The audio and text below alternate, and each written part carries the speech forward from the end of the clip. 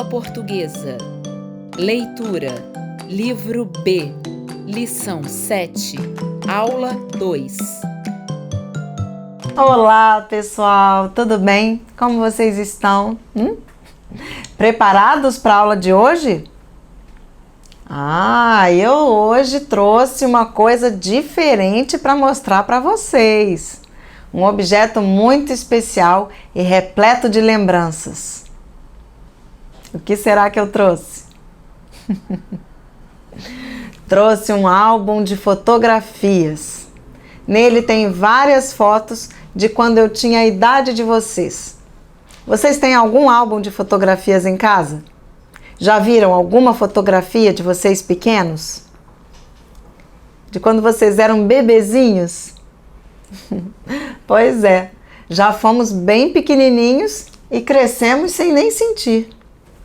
Junto com esse nosso crescimento, várias coisas vão acontecendo. Aniversários, natais, encontros, despedidas. Muitos são os nossos momentos. Muitas são as lembranças que podemos registrar através da fotografia para mostrar aos nossos amigos, filhos e até para guardar de recordação apenas.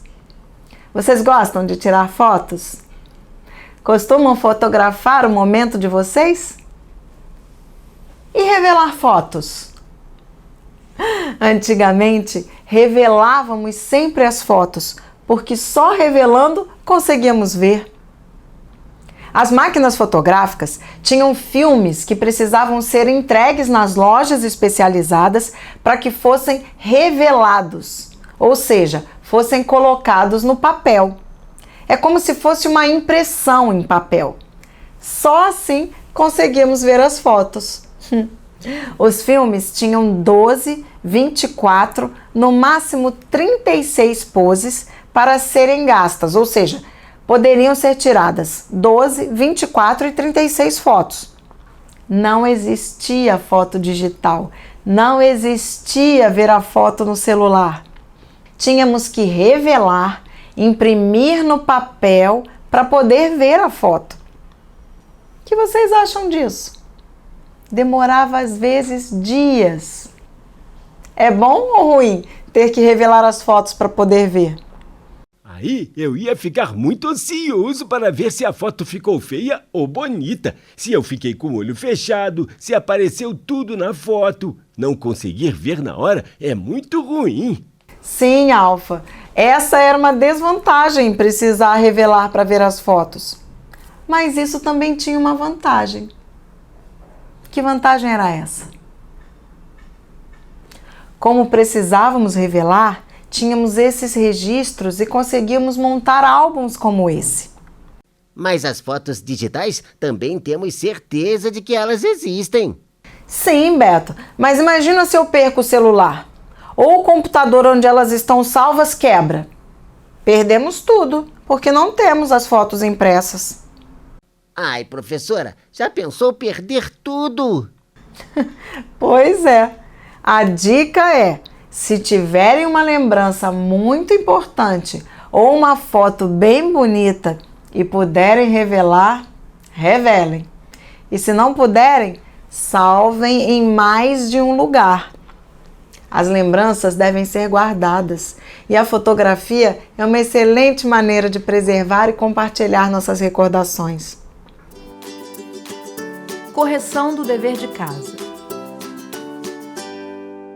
Falando em recordação, em lembrança, vocês tinham como dever de casa a tarefa de relatar um momento importante, uma lembrança especial. Vamos compartilhar essa lembrança com os nossos amigos? Alfa, vou ler o que você escreveu. Em um dia de sol, na rua onde eu moro, resolvi aprender a andar de bicicleta. Fui junto com meu pai e meu irmão. Estava com muito medo, mas tentei. Coloquei a bicicleta na rua. Não tinha movimento de carro. Subi na bicicleta e no começo meu pai me ajudou me segurando, até que eu me concentrei. Consegui me equilibrar e aos poucos meu pai me soltou. consegui andar de bicicleta sozinho pela primeira vez. Fiquei muito feliz e nunca mais esqueci esse dia. Vamos observar essa descrição do Alfa? Do que vocês se lembram? Que detalhes ele apresentou? Isso mesmo. Um dia de sol, rua onde o Alfa mora, queria andar de bicicleta, primeira vez que andou de bicicleta, não tinha movimento na rua, pai ajudou a equilibrar, conseguiu andar sozinho, ficou muito feliz, nunca mais se esqueceu. Viram quanta descrição interessante? Quantos detalhes? Dá para imaginar a cena? Leitura. Lembranças e recordações. É exatamente sobre isso que nossa lição 7 fala. Para começarmos a explorar essa nova lição, abra o livro de vocês na página 86 e vamos ver o que o texto Os Mundos daquele Tempo vai nos contar. Prestem bastante atenção nesse título. Os mundos daquele tempo. Mundos daquele tempo. O que essas palavras sugerem? Que informações elas querem passar? Ele vai falar de uma recordação mesmo. Por quê, Beto? Porque ao ler o título Os Mundos daquele Tempo, você achou que o texto era de fato sobre recordações. Porque daquele tempo parece que algo já foi vivido, que já aconteceu e que vamos relembrar. Os mundos de antigamente. Deve ser a história de alguma coisa que aconteceu no passado, em algum lugar. Será que o texto fala sobre um mundo que não existe mesmo? Será que fala de algo que já aconteceu? Será que descreve ou narra algo já vivido? E a palavra mundo? Está escrito mundos. Por que vocês acham que ela está no plural? O que o autor quis dizer com esse plural? Vários mundos? O autor falou os mundos como se estivesse falando os lugares? Isso, Alfa, os mundos daquele tempo, ou seja, os vários lugares, os vários ambientes daquele tempo. Como se tivessem vários mundos. O mundo da nossa casa, o mundo da nossa escola. E que mundos eram esses? Sobre quais mundos o autor queria falar? Vamos descobrir tudo isso. E sabe como? Lendo e analisando cada informação que o texto nos oferece. Já sabemos que o título é Os Mundos daquele Tempo. E o autor? Quem escreveu esse texto? Muito bem, Olavo Romano foi quem escreveu o texto da nossa lição 7. E o que conseguimos perceber mais nessa página? O que conseguimos observar em relação ao texto antes mesmo de começar a ler? Isso! Temos uma ilustração. As ilustrações costumam ser importantes para entendermos o texto, não é verdade? Sim, ela mostra sobre o que a história vai falar e às vezes até alguns detalhes. Preparados? Então vamos. Os mundos daquele tempo. Olavo Romano. O mundo da Dindinha não tinha lugar certo para acabar. As comidas eram mais finas, a casa mais rica, mais bem construída, mais bem arrumada, com melhores benfeitorias, grandes jiraus de polvilho, galinheiro de galinha rodinei e ovo chino, patas e patos comuns e de qualidade, muitos cachorros, bananeiras de banana marmelo, mamoeiros, laranjas lima, também chamadas serra d'água ou água com açúcar, abacate do verde e do roxo, horta cercada de taquara, com tomateiros, alface, couves de todas as maciezas. Na frente da casa caiada, uma cava. Ah, sempre as cavas me perseguindo. Nas paredes, de tardinha, batiam e morriam pássaros. juritis, rolas e sanhaços, que na velocidade do voo e na afoiteza de voltar para casa antes de escurecer, batiam no branco da parede pensando que eram nuvens. As galinhas bicavam a barra de cal das paredes, picotando o alicerce. As vacas não, que eram bem tratadas, lambiam muito sal, não precisavam lamber parede. No fundo à esquerda, os paióis, o chiqueiro, o engenho e mais atrás, a estrada de ferro, onde passava Maria Fumaça, soprando brasa no bananal de vovô Herculano, que não ligava muito para os incêndios. Vale mais a pena a passagem do trem, é o progresso aqui bem no fundo da casa, costumava dizer ele. Ufa, muita informação! Vamos reler em partes o texto e conversar um pouco sobre. Tenho certeza de que podemos entender muito mais coisas do que parece. Vamos começar relendo uma primeira parte do texto, as 8 primeiras linhas. O mundo da Dindinha não tinha lugar certo para acabar. As comidas eram mais finas, a casa mais rica, mais bem construída, mais bem arrumada, com melhores benfeitorias, grandes jiraus de polvilho, galinheiro de galinha rodinei e ovo chino, patas e patos comuns e de qualidade, muitos cachorros, bananeiras de banana marmelo, mamoeiros, laranjas lima, também chamadas serra d'água ou água com açúcar, abacate do verde e do roxo, horta cercada de taquara, com tomateiros, alface, couves de todas as maciezas. O que temos nessa primeira parte? Sobre o que o autor fala? O mundo da Dindinha. E como esse mundo é? O autor enumera várias coisas. Que coisas seriam essas? Ele fala como eram as comidas, a casa e depois coloca o nome dos animais e árvores que tinha no mundo da Dindinha. Muito bem! As comidas eram mais finas, a casa mais rica, mais bem construída e mais bem arrumada.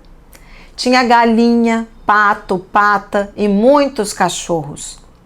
E as árvores eram de várias frutas, de banana marmelo, de mamão, laranja lima, abacate e tinha tomateiro e couves também. Muita informação nessa primeira parte. Mas até o momento, essas informações foram descritas, narradas. Que tipo de texto temos até o momento?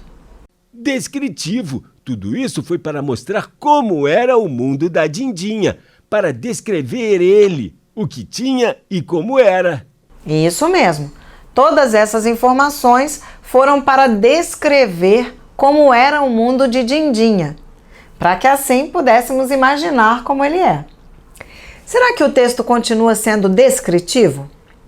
Vamos ler mais uma parte dele. Vamos começar na palavra na frente da linha 8 e terminar essa parte da leitura na linha 14, na palavra fundo. Combinado? Então vamos descobrir mais sobre esse tal mundo da Dindinha. Na frente da casa caiada, uma cava. Ah, sempre as cavas me perseguindo. Nas paredes de tardinha batiam e morriam pássaros, juritis, rolas e sanhaços, que na velocidade do voo e na afoiteza de voltar para casa antes de escurecer, batiam no branco da parede pensando que eram nuvens. As galinhas bicavam a barra de cal das paredes, picotando o alicerce. As vacas não, que eram bem tratadas, lambiam muito sal, não precisavam lamber parede. O que descobrimos nessa segunda parte de nossa leitura? A primeira frase descreve o que tem na frente da casa. Uma cava, uma parede onde os pássaros batiam e morriam e onde as galinhas bicavam a barra de cal. Cava? Cal? O que seria isso? Excelente pergunta. Vamos buscar o significado dessas duas palavras no dicionário. Começando pela palavra cava. Cava, substantivo, escavação ou cavidade em terra, pedra, madeira, buraco, cova, vala. Assim encontramos o significado de cava como escavação ou cavidade em terra, pedra, madeira, um buraco, cova ou vala. Ah, vem do verbo cavar, que é fazer um buraco. Isso, Beto, muito bem. Agora vamos ver a palavra cal. Cal, substantivo feminino, pó branco, usado na construção civil, em cerâmicas, na clarificação de óleos, na manufatura de papel, etc. Portanto, temos o significado da palavra cal como um pó branco, usado na construção civil, em cerâmicas, na clarificação de óleos, na manufatura de papel e etc. Ou seja, é aquele pozinho branco que encontramos perto das paredes. Então já sabemos o que vemos na parte da frente da casa. Vamos adiante. Agora iremos ler o restante do texto. No fundo à esquerda, os paióis, o chiqueiro, o engenho e mais atrás, a estrada de ferro, onde passava Maria Fumaça, soprando brasa no bananal de vovô Herculano, que não ligava muito para os incêndios. Vale mais a pena a passagem do trem, é o progresso aqui bem no fundo da casa, costumava dizer ele. Muito bem. E o que conseguimos observar nesse final do texto? Quais informações importantes conseguimos tirar dessa última parte? Descobrimos o que tem no fundo à esquerda da casa. Muito bem. E o que tinha no fundo da casa à esquerda? Paios, chiqueiro, o engenho, a estrada de ferro, onde passava a Maria Fumaça. Muito bem. E no final do texto temos algo diferente. Temos um texto entre aspas. O que seria isso? Qual o significado dessas aspas? Ah, o texto tem aspas, porque é a fala de uma pessoa. É a fala do avô Herculano. Isso mesmo. É uma fala incluída no texto. Ele fala sobre o quê? Muito bem. Ele fala sobre a Maria Fumaça, aquele trem que vemos lá no fundo da nossa ilustração. Durante muito tempo, o trem era sinal de progresso, de modernidade. Por isso, ele conseguia transportar grandes quantidades de cargas e de pessoas para locais distantes. É o avião de antigamente. Isso, Beto. Hoje temos essa visão sobre outros meios de transporte e um deles é o avião. Você está certíssimo. Mais uma prova que esse texto é de algo passado, porque Maria Fumaça agora é uma coisa antiga, não é mais sinal de progresso. Isso mesmo, Alfa. Vocês sabem o que é uma Maria Fumaça? Já viram alguma? Já andaram em alguma? Isso ainda é possível, porque algumas cidades ainda possuem Maria Fumaça. E muitas vezes passear nela é até uma atração turística. Vamos saber mais sobre esse tipo de trem, que em algum momento foi considerado algo muito moderno e um símbolo de progresso. Preparados para a nossa viagem no tempo? O termo Maria Fumaça é o nome que ficou popularizado para a locomotiva a vapor, uma inovação que surgiu na Inglaterra a partir de 1825. Esse meio de transporte mudou de maneira radical o transporte de pessoas e produtos. Hoje, existem poucos exemplares dessas locomotivas em todo o mundo. Para mover a Maria Fumaça, havia um forno onde era queimada lenha, e esse calor esquentava a água que soltava um vapor. Esse vapor produzia a energia necessária para o trem andar. Quando o trem se movia, soltava muita fumaça por conta de todo esse processo, e por isso esse meio de transporte ficou conhecido pelo nome de Maria Fumaça. Mas me digam, o texto continuou sendo descritivo? Ele continuou descrevendo o mundo da Dindinha? Sim, ele descreveu como era a casa, o que tinha, o que via no fundo, na frente. Ele descreveu tudo que aparece na ilustração. Bela observação, Beto. Tudo que está descrito no texto é também o que está ilustrado na imagem que vemos no início do texto. Mas que mundos são esses? Eu só vi o texto descrever um mundo, o mundo onde estava a casa. O texto descreveu tudo que estava ao redor dessa casa, desse mundo. Bela observação, Beto. E sabe por que você teve essa impressão? Porque realmente aqui só vemos a informação de um dos mundos da Dindinha. Pois esse parágrafo é apenas parte de um texto, parte de um livro. O livro Os Mundos daquele Tempo foi publicado em São Paulo pela editora Atual em 1990, como vemos na referência desse texto. Com certeza, no restante do livro, muitos outros mundos foram revelados e descritos. Meu mundo seria um mundo de uma casa amarela com telhado de madeira. Nesse mundo, a casa tem 2 quartos, onde dormem meus pais, e no outro, onde eu durmo com meu irmão. Na frente da casa tem algumas árvores e uma rua que passa carro e ônibus. Ao lado da casa tem algumas outras casas e pequenos prédios. Alguns moradores eu conheço e falo, outros só vejo passando pela calçada. No fundo da casa tem um mercado e uma praça onde eu vou brincar nos finais de semana. Na praça tem brinquedos para crianças, uma quadra de futebol e algumas mesas de xadrez. Muito bem! Agora já sabemos um pouquinho sobre o mundo do Alfa. Pensem vocês também. Como seria o seu mundo? O seu mundo. Voltando ao nosso texto, quero que vocês observem os verbos. Me digam, como estão os verbos no texto? Estão no presente, no passado ou no futuro? Muito bem, estão no passado. E por que estão no passado? Qual seria a explicação? Qual a intenção do autor em usar verbos no passado? Porque o texto descreve um mundo de antigamente, um mundo do passado, que já aconteceu.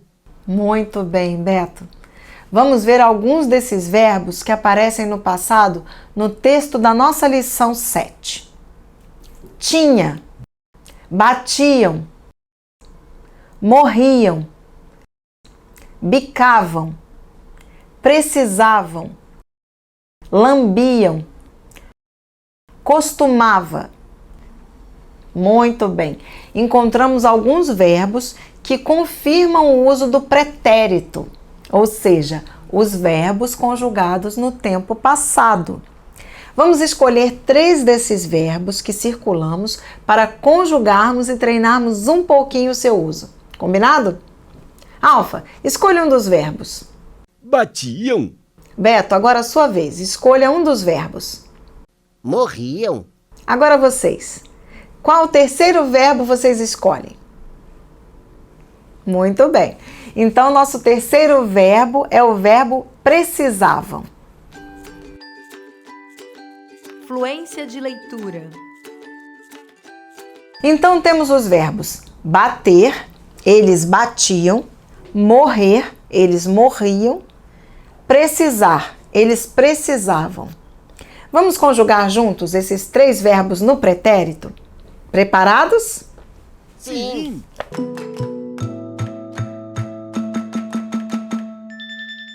Verbo bater. Eu batia, tu batias, ele batia. Nós batíamos, vós batíeis, eles batiam. Muito bem. Agora o verbo morrer. Eu morria, tu morrias, ele morria. Nós morríamos, vós morríeis, eles morriam. Excelente! E vamos ao nosso terceiro verbo, o verbo precisar. Eu precisava, tu precisavas, ele precisava. Nós precisávamos, vós precisáveis, eles precisavam. Vamos tentar conjugar um pouco mais rápido? Verbo bater. Podemos começar? Eu batia, tu batias, ele batia, nós batíamos, vós batíeis, eles batiam. Alfa, crie uma frase com o verbo bater usando o pronome ele. Ele batia na porta com força. Muito bem. E com o pronome nós? Nós batíamos a gaveta da cozinha quando estávamos atrasados. Muito bem. Agora vamos acelerar a conjugação do verbo morrer. Preparados? Tem que estar bem vivo e ler bem rápido, hein? Eu morria, tu morrias, ele morria. Nós morríamos, vós morríeis, eles morriam. Excelente, Beto. Agora é a sua vez. Me diga uma frase usando o verbo morrer no eu. Eu morria de rir com suas palhaçadas. Ah, muito bem! Morrer de rir pode, não é? Agora uma frase com o verbo morrer no tu. Tu morrias de desespero ao ver filmes de terror. Muito bem, Beto. E para registrar tudo que vimos nesse mundo do conhecimento de hoje, peguem o caderno de vocês e vamos fazer um resumo com aquilo tudo que vimos de mais importante hoje. Resumo da aula. Hoje, conhecemos o texto Os Mundos daquele Tempo. Descobrimos que o autor usou a palavra mundos como se fossem lugares, ambientes. Comprovamos mais uma vez a importância das ilustrações como um tipo de linguagem que também passa informações importantes, assim como o texto. Aumentamos o nosso vocabulário buscando o significado das palavras cava e cal. Vimos o sinal de pontuação aspas, que tem algumas funções. Uma delas é citar a fala de alguém. Reconhecemos o cenário do texto como um espaço rural, porque ele tem muitas árvores, muitos animais e plantações. Características marcantes e presentes nos espaços rurais. Conjugamos os verbos bater, morrer e precisar no pretérito imperfeito do indicativo. E para reforçar essa aprendizagem e conhecer ainda mais o mundo de Dindinha, anotem a tarefa de casa que vocês deverão trazer para a próxima aula. Dever de casa. Leitura. Livro B, página 87. Exercício 2. Página 88. Exercícios 3, 4 e 5. Fluência de leitura. Página 99. Poema. Caprichem no dever de casa. Treinem bastante a leitura do poema. Nos vemos na próxima aula. Até lá!